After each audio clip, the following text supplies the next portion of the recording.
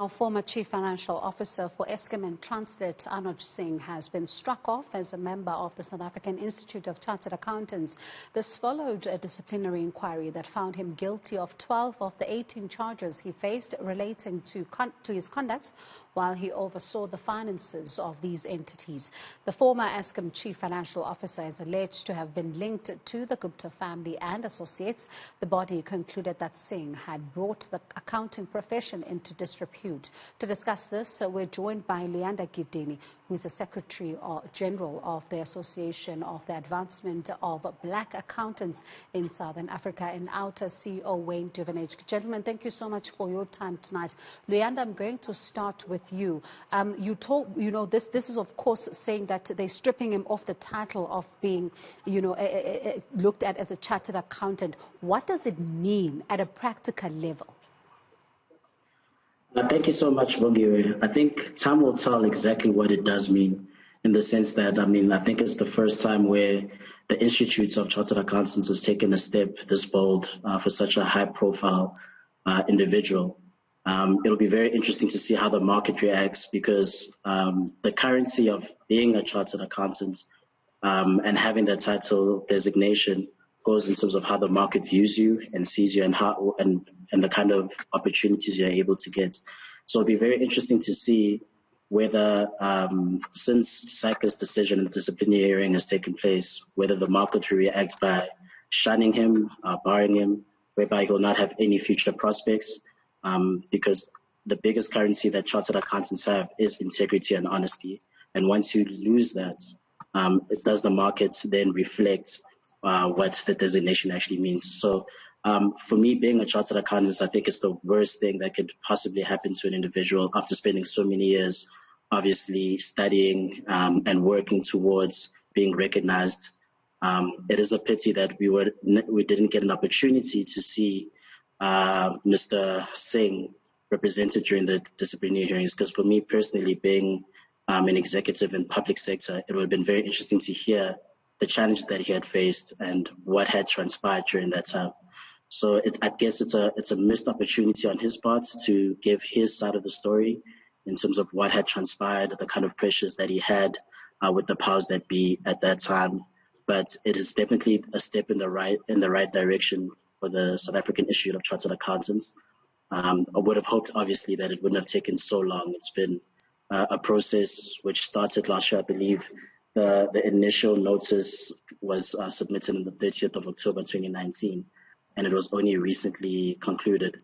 And as we know, the auditing profession and the accounting profession as a whole has been greatly affected by negative publicity, scandals from VBS Mutual, Steinhoff, Tonga Hewlett. Firms such as Nkonki have fell as a result. Firms as KPMG have seen quite a lot of action being taken against them by the Auditor General.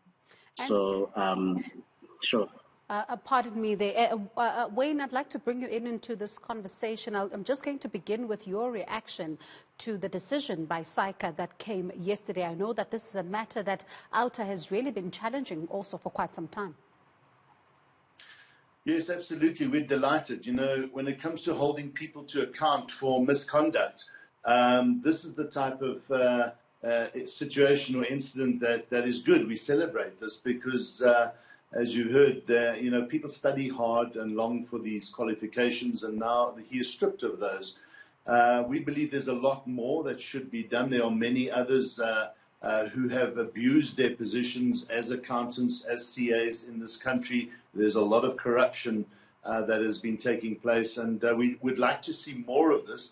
I agree it's taken far too long. We laid a complaint with SAICA about Anoj Singh, I think towards the end of 2017 or into 2018, and here we sit in 2020 getting this this result. So we're delighted, and we think that this also paves the way because we've also laid charges, criminal charges against him, and we think that he's going to face a lot more of the music for his misconduct.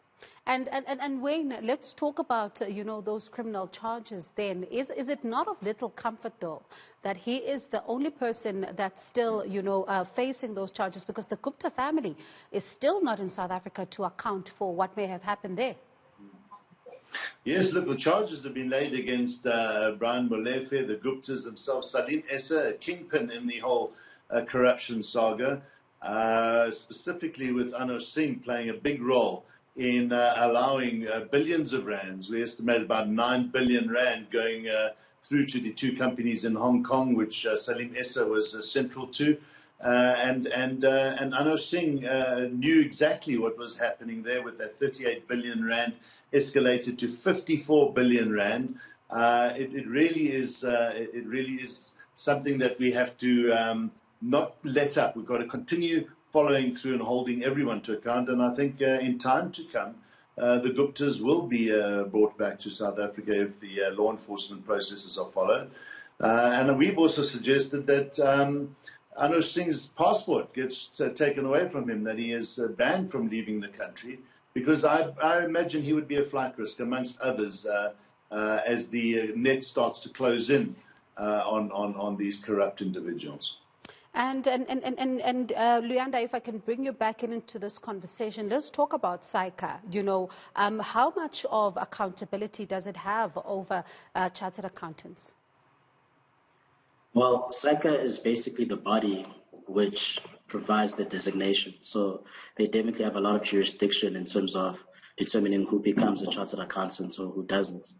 And for the longest time, I believe we have all been taught integrity, we've all been taught ethics and honesty. And what Mr. Anoj Singh has been found guilty of is basically gross negligence. And is a very serious offense according to the profession. So to just reiterate what I said earlier, it's definitely a step in the right direction. But if you look at what SAICA has to deal with all the different accounting scandals that we have, I think it's something that a few years back we would have never foreseen, we would have never imagined that the profession would be going under such high scrutiny. My biggest worry is that, yes, this is a step in the right direction, but will SAICA be able to deal decisively with individuals who have been found wanting, who have been found to be acting negligent, who have been found to be very malicious in their actions? We still have cases regarding Steinhoff. We still have cases regarding VBS, as I mentioned earlier. How long will that take? But it is very important for the future of this country that we are able to separate the good fruits from the bad fruits. And I believe this is a step whereby SAICA is at least taking that step. Us as an organization, as a BUSA, will definitely be engaging with the Chief Executive Officer, Mr. Freeman Nomvalo, and the team in terms of the further steps they'll be taking against the other individuals, because it's very important in order for us to regain the trust of the public, in order for us to regain the trust of the firms, in order for the country to go forward. It is very important that decisive action is taken against these individuals who have been found to be very negligent in their actions. And if I can bring you back in here, Wayne, Luyanda is mentioning a very important case, another one that, South Africans believe that should be followed up with so much vigor, the Steinhoff matter. Is this something that we are going to be seeing Outa get involved in vigorously?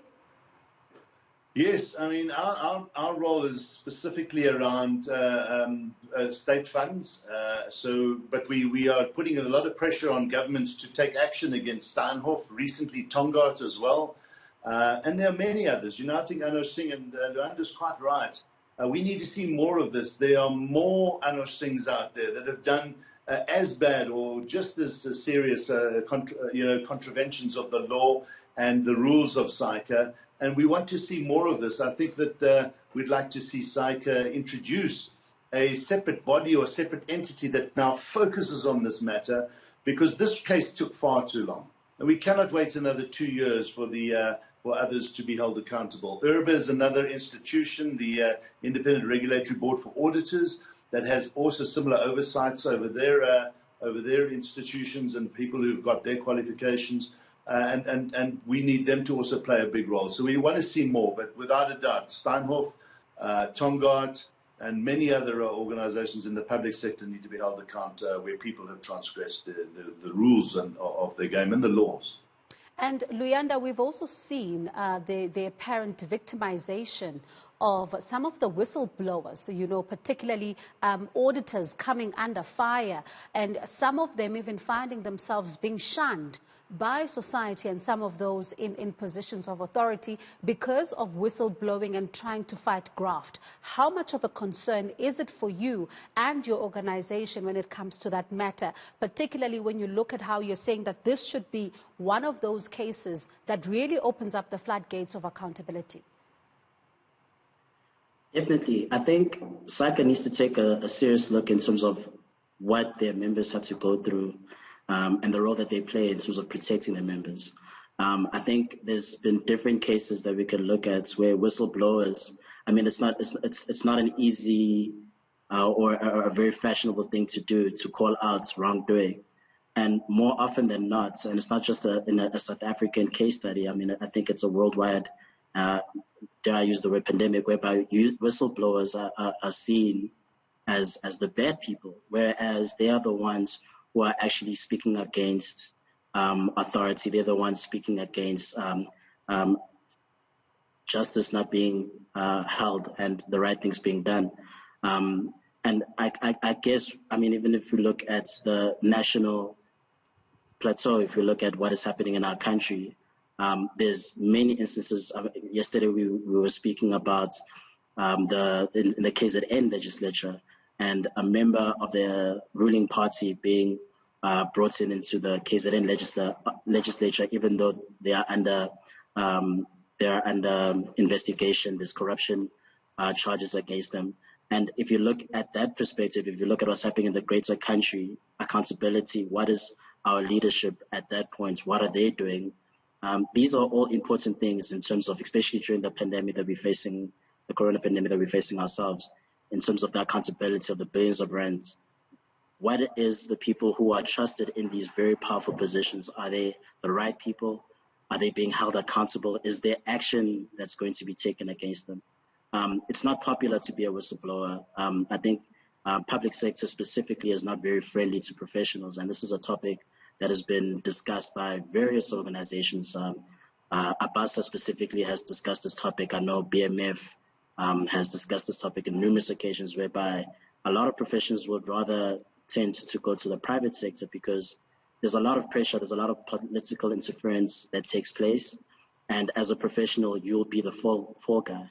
I think it's the first time whereby we're seeing such a high-profile person linked to a high-profile family, whereby there's some sort of action being taken, and we're still waiting for the Zondo Commission to obviously conclude in terms of some of the corruption allegations in terms of state capture, and we are hoping and waiting with bated breath as a country to see that this government that is basically leading us, whether they are actually going to take action against their members, because we previously believed it was an individual and a family, but now we're starting to see that it is much more pervasive than that. We're starting to see that corruption has tentacles all across, whether it's private sector and public sector, and we need to take strong action against it. And I think SAICA, with all its challenges and limited resources, has taken a step in the right direction. Definitely needs to look at how it should speed up its disciplinary processes, because there are many cases, and we as a country need to see action being taken much more quicker. We need to ensure that everyone is held accountable. I was just reading the release statement regarding Steinhoff and what they're doing there. And the Steinhoff company has refused to provide certain evidence and information to SAICA. And I mean, honestly, as a country, if companies which are listed on the JSE, companies which obviously have a public interest, if those companies do not see providing this information as important, then we still have a long way to go in terms of protecting our whistleblowers, in terms of protecting our professionals, and in terms of just holding everyone accountable for the roles that they play. And as a final question from me, Wayne, in 30 seconds, what is your reaction to the comeback by Zandile Gumede? It's shocking, absolutely shocking. The ruling party just has no shame. We were talking the other day. Our problem in this country is probably not corruption, it's the ruling party. There's just no ethics when it comes to the moral courage that is required to step up to the plate and start weeding out those who are directly implicated in corruption. There's no doubt that Luyanda Gidini is, should not be sitting in that position, as so many other people. We see it often. People move from different departments as they get fired or suspended. They just move up, they pop up somewhere else. We cannot believe that this is continuing in this country. Thank you so much for your time tonight, gentlemen. That was Luyanda Gidini, who's the Secretary General of the Association for the Advancement of Black Accountants in Southern Africa, discussing the termination of Anoj Singh as a member of the South African Institute of Chartered Accountants. He was alongside Outa CEO Duvenage, the organization that first laid charges of corruption and financial misconduct against Anoj Singh.